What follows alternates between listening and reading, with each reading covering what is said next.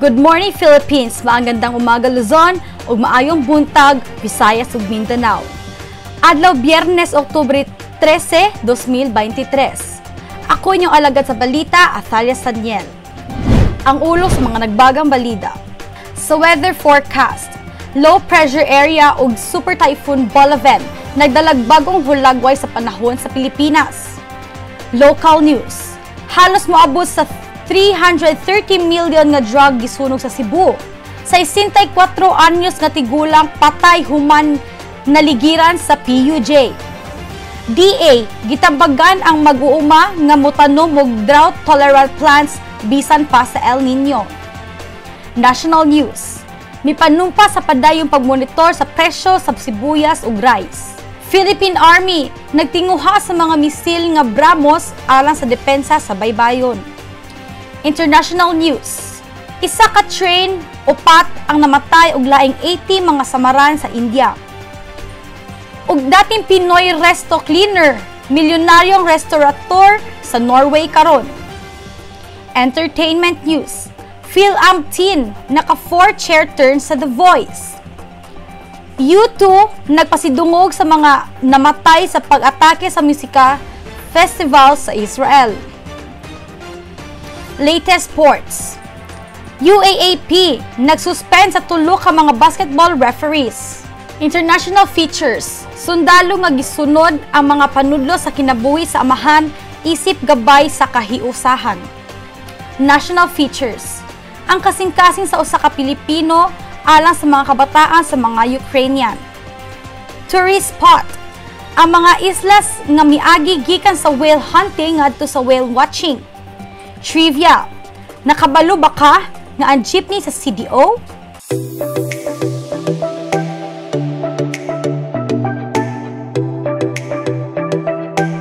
O magbadayong kitag paminaw sa mga balita diri sa Pinoy Rob News.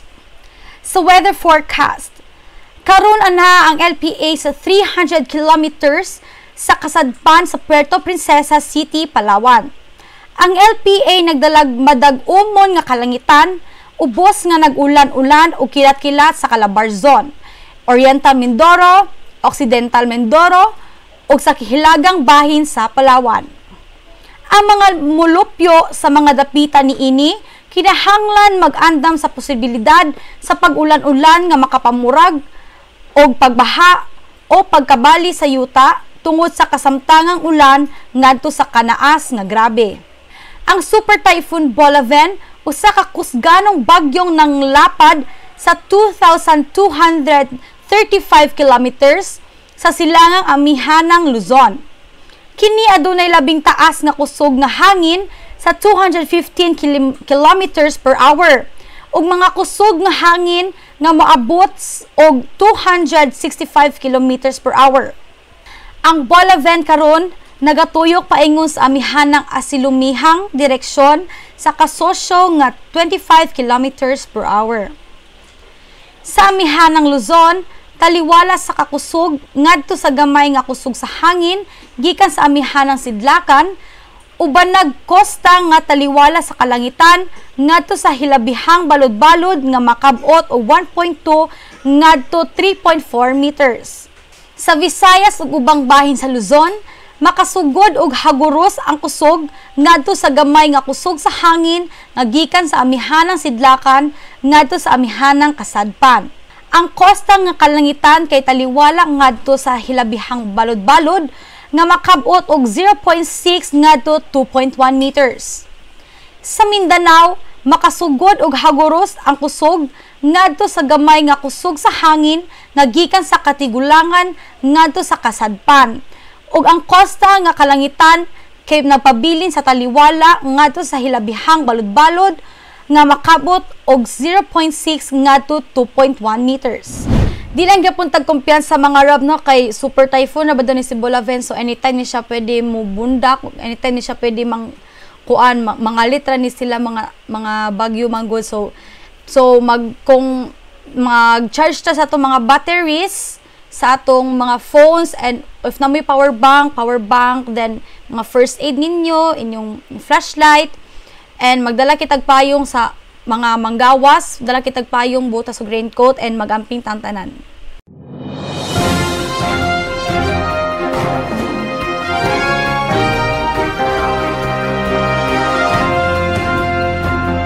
Sa local news, muabot halos 330.5 million ka illegal drugs ang gikumpiska sa gibuhat nga Anti-Illegal Drug Operations sa Philippine Drug Enforcement Agency, Central Visayas.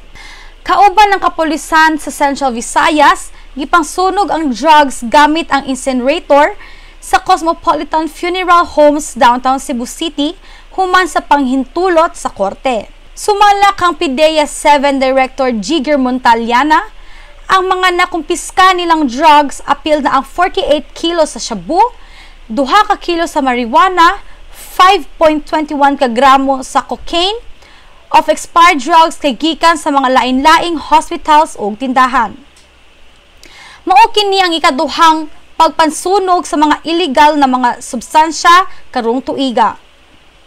Nahitabo ang unang pagpangsunog ni atong Pebrero 2023 ug ang ikad-12 nga higayon sukad 2017.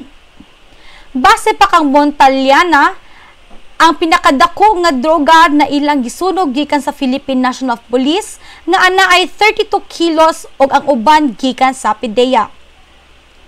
So far, ito po ang pinakamalaki or the biggest in Central Visayas. So more or less, nasa mga almost 48 kilos meth. Ingon pa ni Montaliana. Matod pa sa Police Colonel Noel Flores, ang Deputy Regional Director for Operations sa Police Regional Office, aduna pay 100 ka mga shabu ang anaa sa hintundan sa PNP Forensic Unit. Na ang 50 kilograms ni ini nasunog na base sa sugo sa korte. Giila sa PIDEA 7 na ang pagtaas sa mga illegal drugs sa Central Visayas kay resulta sa mga drug offenders nga gapadayon sa pagpamaligya. Apan, ang iyang gipadayag na ang buhatan sa PNP, ginaresolba na ang isyu sa droga. Naapagapunta sa local news mga karab. Sa 64 anyos nga tigulang, patay human na ligiran og public utility jeepney padulong Panabo, Davao atong Lunes. Gila ang biktima nga si Eduardo S. Zagado, residente sa Ipil Beach, Barangay Duterte, Davao City. Matod pa sa Santa Ana Police Station, ang nagdrive sa PUJ ang niilang si Lolito Mandolores Maglacon Jr. Plate number LWM252, residente sa Buhisan, Tibungko, Davao City, ug kasamtangang anaa sa kustodiya. Gawas na naligsang biktima, naapil sa pagkadiskrasya ang motor na gisakyan ni Maria Teresa Nodalo Mendoza o ang iyang 11-month-old nga bata parehong residente sa NHA Holy Cross Drive, Agdao, Davao City. Nakabaton kini og injury gikan sa aksidente. Lain sang duha ka motorsiklo na gidriban ni Almora Baytiin Ayunanan, residente sa Kalangan, Cotabato City og Charlito Blasabas ong ang apil sad na igo. Matod pa sa unang investigasyon ni P. Corp. Reynaldo N. Rosales Jr., traffic investigator sa The Santa Ana Police, ang mga rota sa mga motorsiklo kay padulong sa Ubalde katong nikalit lang og dibangga ang giingong PUJ sa usa pa sad ka e-biker nga si Zigado. Nidali sad og surrender ang driver sa PUJ sa Santa Ana Police. DA gitambagan ang mga mag-uuma nga motanom og drought-tolerant plants bisan pa sa El Nino. Gitambagan sa Department of Agriculture ang mga mag-uuma nga magpadayon sa pagtanom o mga tanom na dili kaayo kailanganon ang dagang tubig sa panahon sa El Nino nga magsugod sa Nobyembre padulong sa unang mga bulang sa sunod nga tuig. Giignan ni Aida Pagtan, Regional Agriculture and Fisheries Information Service Chief, ang Philippine News Agency adtong Miyerkules na ang DA nagpadayon og tambag sa mga posibleng epekto sa El Nino sa mga mag-uuma. Ang pagkainit sa panahon na walay halos ulan mao ang gitawag nga El Nino. Ani na mga panahon hinay hantod ubos lamang ang supply sa tubig. Gitambagan sa ni Pagtan ang ubang sektor susama sa animal farming, and Fisheries na nagbuhat na og mga aktibidad na mo'y mugamay sa epekto sa maong panahon. Nirekomenda usab ang National Irrigation Administration na ang tanom og mga tanom na dili gagamit og daghang tubig sama sa mais, carrots, cabbage, beans, kamatis, kalabasa, broccoli ug uban pang tanom.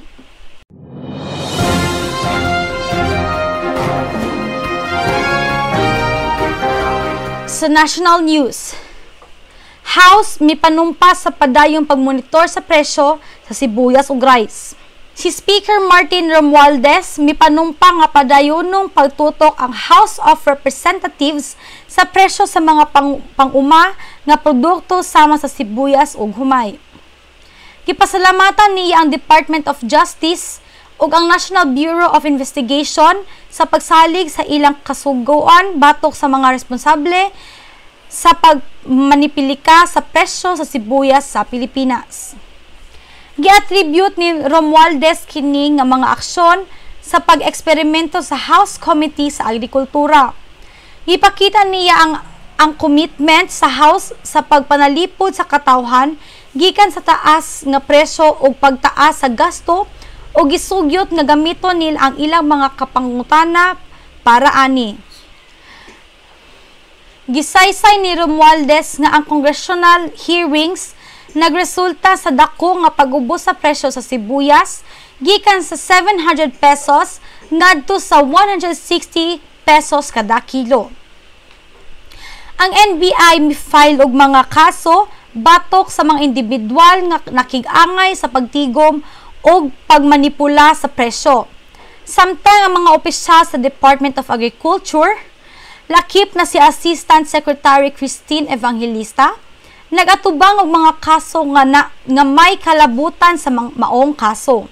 Gipakita ni Romualdez ang iyang pagkasinsero sa gipasangpit nga mga opisyal sa DA nga aligadong makig-angay sa pagmanipula sa presyo sa sibuyas.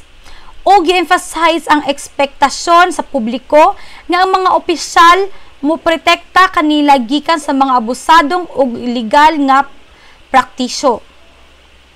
Gipahimagno niya ang DOJ ug NBI nga i-proceed ang lain pang mga opisyal ug mga pribadong tawo nga gikatahong nakig-angay sa pagmanipula sa presyo ug pagtigom sa kinahanglanong mga panapton lakip na ang sibuyas ug humay. Ang kaso naglangkob og 8,000 kasako sa sibuyas nga gitransak sa Disyembre 2022 ubos sa Food Terminals Incorporated sa Taguig City nga gipaniguro sa NBI. Naay hinungdan nga ang Presidente Ferdinand R. Marcos Jr. miutos sa mga ahensyang law enforcement nga tukuron ang mga spekulator ug mga tawo nga nag-atubang sa mga sibuyas human nga ang presyo niini nagtaas ngadto sa halos 800 pesos kada kilo bisan pa nga presyo sa bilihan gikan sa mga mag-uuma atoy ubos sa 20 pesos sa panahona.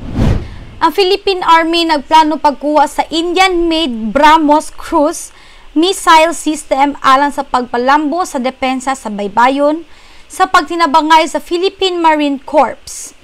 Si General Romeo Bronner Jr., ang punong hukbo sa AFP, miingon nga ang PMC ang mauna makadawat sa mga delivery sa BrahMos, lakip na ang tulo ka mga battery, samtang wala gi-espesipiko ang kantidad sa mga battery na kuhaon sa Army, pero gi-expected nga mas daghan kaysa sa PMC. Ang usa ka battery sa missile kinatibuk-ang may tulo ka mobile autonomous launchers nga may daghang kaayong mga missile tubes uban sa mga tracking systems. Ang BrahMos cruise missile maoy maayo kaayo nga mahimo gamiton kay ma-launch kini gikan sa mga barko, kagamhanan, submarine o yutang-yuta ug adunay taas nga kalendaryo nga daghan sa humay-humay sa mga 2.8 Mach o kapin sa 3,400 kilometers kada oras. Kini makakarga og mga warheads nga nagtimbang og 200 ngadto 300 ka kilogramo. Kining weapon system nagtumong pag-alamat sa kahinaan o kahinaan sa militar sa nasod sa pagsiguro sa kahilunaan sa kadagatan, anti-access or area denial, o operasyon sa depensa sa baybayon o mga isla. Ang kontra alang sa pagkuha sa tulo ka mga battery sa BrahMos cruise missile nga nagkantidad og 18.9 billion gipirmaan sa Enero 2022. Nagpaila og batakang hakbang sa pagpalambo sa mga kakayahan sa depensa sa baybayon sa nasod o gitakda ang pag-deliver ni ini sa katapusan sa tuig.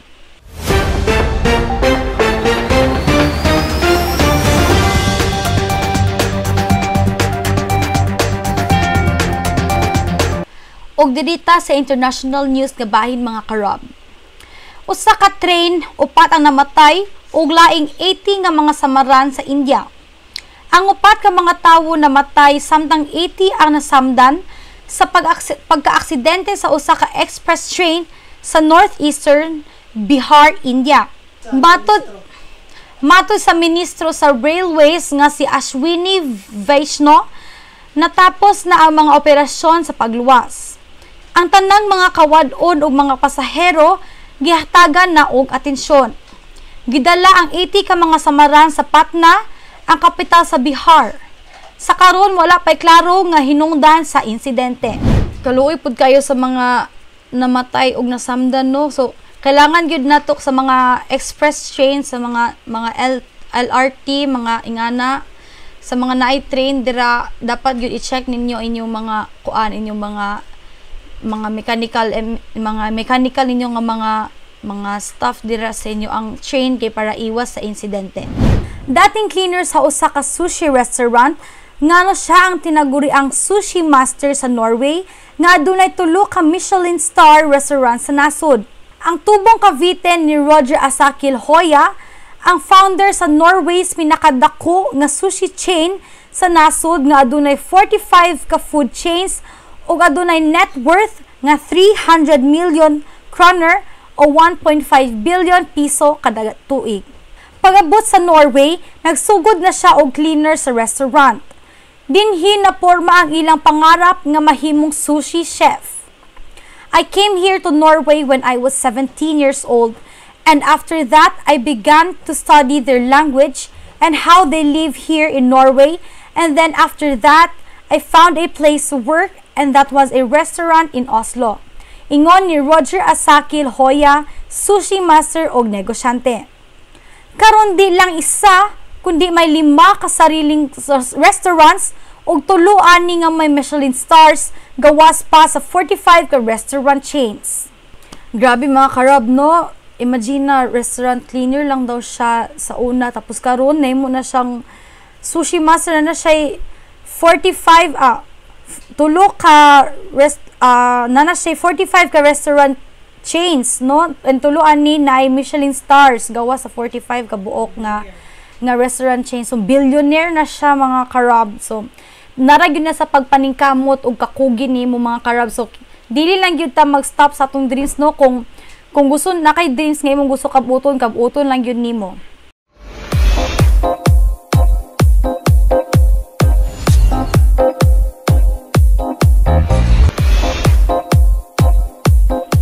Sa The Voice, nakapukaw sa atensyon sa tanang 4 ka mga hurado ang 17 anyos nga si Kylie Shimizu, usa ka Filipino-American gikan sa Ewa Beach, Hawaii, sulod lamang sa laing minuto sa iyang pag-awit. Sa pag-awit niya sa Golden Slumbers sa The Beatles, gidala dayon sa iyang kahibalo ug kumpiyansa ang mga hurado. Miingon siya nga higugmaon niya ang pag-awit tungod sa ilang pamilya nga hilig sa karaoke. Gitalaan usab ang iyang kahinganlan sa pag-awit ug mga kanta nga soulful R&B sa programa. Bugos nga giluwas sa mga hurado, lakip na si John Legend, Gwen Stefani, Niall Horan.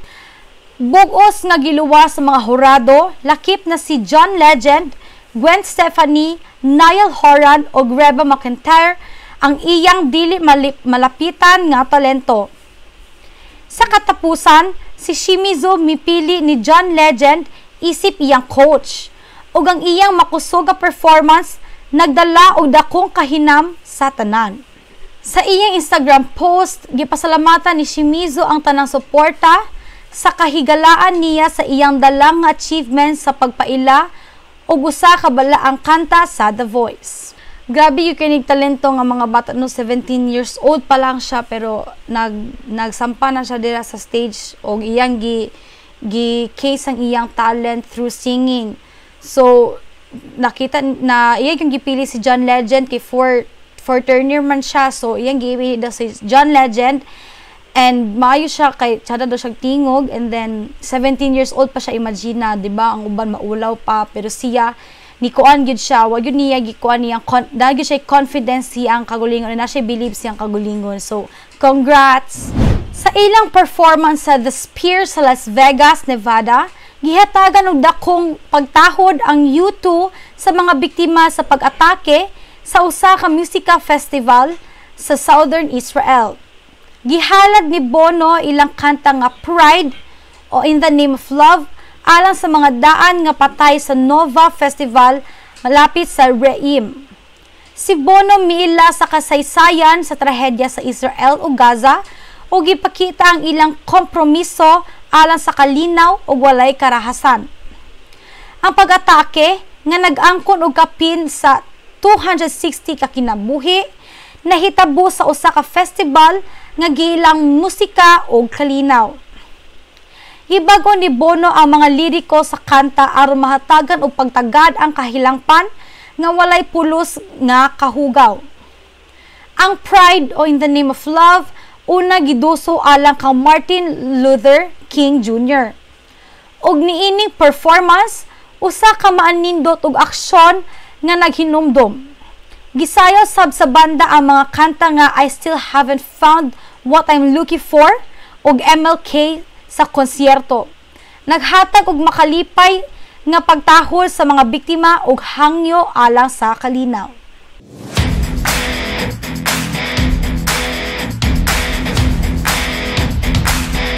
Og sa sports news tangabahin mga karop. Ang opisina sa Commissioner sa Basketball sa University Athletic Association of the Philippines mipasabot nga suspender ang tulo ka mga referee sa basketball alang sa tulo ka semana tungod sa ilang dili maayo nga performance. Nahisgutan kini nga desisyon gikan sa mga grado sa referee game report card sa mga referees nga nagtambong isip kwantitibong pagtan-aw sa ilang performance sa mga duwa sa UAAP basketball. Ang UAAP miingon nga ang suspensyon usa ka desisibong lakang araw ni ubos ang labing taas nga mga standard sa integridad o kahusay sa pag-officiate sa mga duwa sa basketball. Si Xavier Nunag, ang UAAP Season 86 Basketball Commissioner, nagpanan-aw sa ilang kompromiso sa paghatag og kompetente og profesional nga mga referees sa liga. Gipadayag niya ang kahalagsan sa mga opisyal sa pagpanalipod sa taas nga antas sa integridad o kahusay. O gipatukod nga ang suspensyon gigamit aron hatagan og higayon ang mga referees sa pagsunod sa ilang mga buhat o pagpalambo sa ilang performance. Ang UAAP usab nag-ilaan nga himuon ang tanan nga pagsinggit alang sa maayong mga pamalit sa tunga sa suspensyon o padayon nga tutukan ang performance sa tanang mga referees gamit ang matigom nga datos aron makasunod sa labing taas nga mga standard. Alang sa privacy sa mga suspender nga mga opisyal, wala giilad ang mga ngalan nila.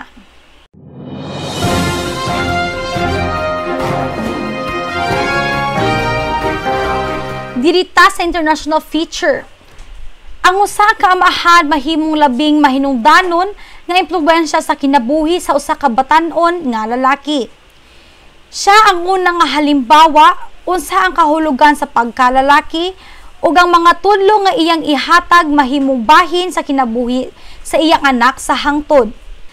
Sa kasinatian ni Army Specialist Armando Estrada, ang mga panudlo nga iya nadawat gikan sa iyang amahan si Armando Estrada Sr. nagtabang sa pagporma sa tawhana nga mao kini karon og iyang giangkon nga propesyon. Usa ka sundalo sa United States Army. Dili kinahanglan nga tudluan ako unsaon pag-atiman sa mga kapwa sundalo, kay gitudluan ko na niini ako amahan unsaon pagtratar sa uban. Ingon ni Estrada, usa ka utilities equipment repairer sa Headquarters Support Company, Headquarters and Headquarters Battalion sa US Army South. Kitudluan niya ko nga adunay pamaagi sa pagtabang sa mga tawo. Naghatag og labaw kay ang iyang ginganlan sa Estrada Sr. Usa ka immigrant gikan sa Mexico ug usa ka masinabtanon nga usa ka amahan nga may tulo ka mga anak nga lalaki. Iyang gitudluan sila nga dili magsuko tungod kay dili naton mahibalo unsa kadakong epekto ang atong mahatag sa kinabuhi sa lain. Ang iyang mga panudlo nagtuon sa pagtahod o pagtabang sa mga tawo nga mas kulang nga sukwahi sa kabahing kuwarta. Kani nga tabang dili kanunay kinahanglanon nga naa sa pinansyal nga balor. Sa dili madugay mahimong usa ka kamot sa pagtabang, sumala kang Estrada. Mao nga akong amahan naghatag og labaw kaysa iyang gitik. Wala siya'y daghan, pero kanunay siya muhatag og iyang makaya. Pasabot ni Estrada. Kung wala siya'y kwarta o pagkaon nga ihatag, siya mismo ang maghatag og iyang lakang. Human miapil sa army, ingon sa Estrada nga dayon niyang mahinumduman nga daghan sa mga kahimtang nga iyang gakaton, samtang miuhaw siya sa usa ka panimalay nga Mexican-American parehas siyang pamilya. Sama sa pag-ubos nga pagtrabaho, isip usa ka team, pag-ambit sa kaugalingon nga bahin sa trabaho o pagtabang sa usat usa. Gitudluan ko sa ako amahan nga kung adunay mahimo buhaton kay ang husto nga buta nga buhaton, ingon ni Estrada. Ang iyang mga panudlo nagtakod kanako matag adlaw nga usa ka sundalo. Aniata sa atong tourist attraction nga bahin. Ang pagbisita sa Azores sa tingpamalaod nga panahon naghatag og kasinatian sa mga balyena og delphin. Sama sa mga pagsalop sa humpback balyena og mga delphin nga nag-acrobatics. Nahisulat sa Norte Atlantiko ang archipelago nga nahisulo sa ruta sa migration sa balyena. Sa panahon sa migration, gikan Marso ngadto Hunyo, mahikap ang mga turista og dako mga balyena sama sa blue whale ug fin whale. Aduna usab sa Azores mga residente nga balyena sama sa sperm whale o mga delphin. Makitaan sa tibuok tuig. Tungod sa kadaghan sa kinaisipang species, girecord ang Azores nga usa ka pinakamaayo nga dapit alang sa pagtanaw og mga balyena. Sulod sa daghang mga tuig, ang relasyon sa mga Azorinian og mga balyena dili gayud magkahiusa. Sa sinaunang panahon, gisagol ang mga balyena alang sa ilang mga yaman. Ang una nga mananagat, mga mag-uuma, nananghid sa mga patay nga balyena alang sa tambok aron mahimo og lana sa lampara. Sa ika-18 nga siglo, gidapi sa ang Azores sa Estados Unidos alang sa sperm whales nga miresulta sa usa ka mamahimong industriya nga maoy gitun-an karon nga makamatay. Gipang-recruit ang mga lalaki sa Azores sa suhol o gipasalig og pagpuyo sa US. Sa pagsaulo sa nagbalik nga mga imigrante, gipasiugdahan ang lokal nga industriya sa pagsagol og mga balyena. Bisan pa nga makita kini nga malupigon karon, sa una usa kini ka kahinanglanon nga paagi sa panginabuhi sa mga lokal, bisan pa sa kahimtang sa kalisod o katalagman nga giatubang sa mga nag-apil.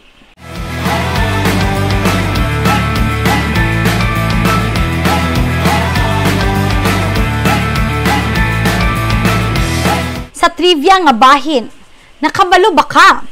Sa Pilipinas, barato kaayo ang pag-commute ug daghan og mga paagi sa pag-agi sama sa sikat nga jeepney rides ug barato nga singin sa taxi. Bisan paghihagit sa ang mga turista nga masinati kini nga mga awhano paagi sa pagbiyahe, ang mga bisita sa dakbayan sa Cagayan de Oro adunay kahigayunan nga masulayan ang usa ka tunay nga makatandog ang motorela. Dili pareho sa kinaugaliang tricycle nga nakita sa ubang dapit sa Pilipinas. Ang motorela sa CDO nang hingpit sa iyang unikal nga porma og disenyo. Makasakay hangtod sa unom ka pasahero. Kini nga bag-ong paagi sa pag-agi nga puno sa kahigayunan o makakatuna, kanunay usab hingpit sa kamemorabulong mga eksperyensya sa pag-commute. Nga labaw pa sa mas kinaugalingang tricycle nga makita sa lain-laing dapit sa nasud. Dugang lang sa local news mga karab. Nag-interview kami og isa ka utan vendors atong niagi nga para masusi nato kung unsa na bay kahimtang sa mga utan karon and unsang naila mga presyo ato ning tanawon. So maayong buntag mga karab, na ata diri sa isa ka utanan no and mag-ask tag question sa owner kung unsa ila ang balita sa ila ang utanan karon. Ay tense mga ngalan. Jusan Marie. Kanang kamusta ang halin nato so far te? Sa unsahay di pareha ang kwan ang dagan sa mong halin say bibo say mingaw. Gataas ang presyo te sa mga utan or pareha ra gyapon nga gaubos? Nay uban usahay taas ay ubos. Nay ang mga lamas kay kaning atsal mahal karon 250 daan ang kwan presyo. Among baligat 300. Sa per kilo na natin no. Pila po ang kita ninyo, makakita mo te sa pila ka adlaw, pila po? Sabas na. Pwede na estimated na. Estimate lang mga 7-8 na rana sa kadlaw. So asa kumpra mo sa bulwar ate no? Sa bulwa sa ipot sa Kugon. Sa Kugon. O saan ang sa Kugon? Patong na or dili? Patong na siya. So kita gyud ninyo dari mga karab no nga ang mga autan dari ni ate nga ginabaligya mga fresh. So sa mga taga Cagayan nga taga NHA ra ang kauswagan dari mo palit ni ate. Unsay halin no ninyo nga utan te? Halos tanan man. Okay, sari-sari ni magsari-sari. So mo to mga karab, palit na mo dari sa mga kuan taga kauswagan kang ate Jesaan Marie. Salamat kayo te.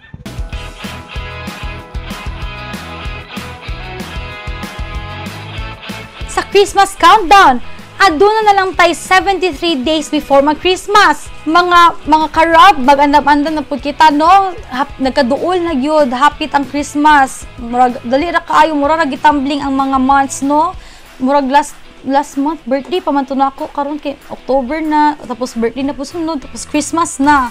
Before ta mag-end mga karab, gusto lang nako bation ang among boss nga or partner nga si Robert E. Garcia. Happy birthday Sir Rob, and thank you kayo sa imong help sa og opportunity sa Filipinos ug sa amua. Happy birthday and daghang salamat. Ug mao kadto ang nakuha nga impormasyon gawas og sulod sa nasod. Please subscribe, follow, like and share Pinoy Rob on YouTube channel.